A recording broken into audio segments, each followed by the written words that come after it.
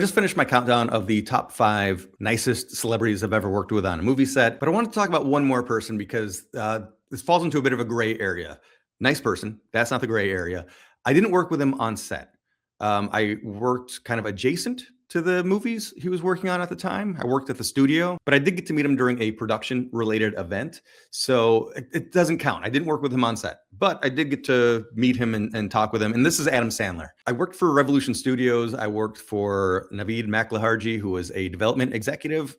Just one of the greatest experiences ever in my young filmmaking life, just to kind of see behind the scenes. One of my tasks was I would get the dailies or the rushes, what was shot each day on all these different movies.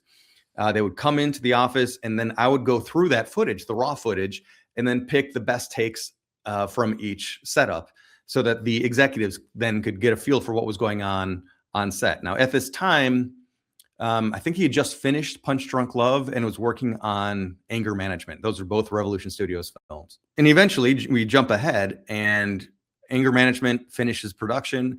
There's a wrap party, WRAP party at the Pacific Design Center. And I go to it and Adam Sandler is there. And at this time too, Punch Drunk Love had just made its world premiere at the Cannes Film Festival and got a huge ovation. It was beloved.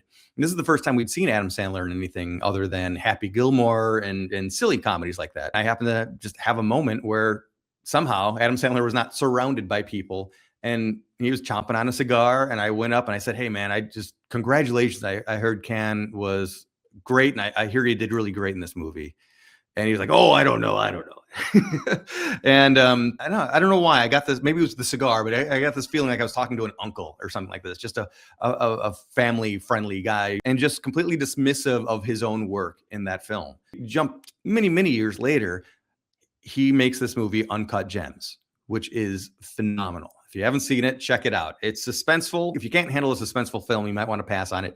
But Adam does a tremendous job in that. It's a really good movie. It was very successful when it came out.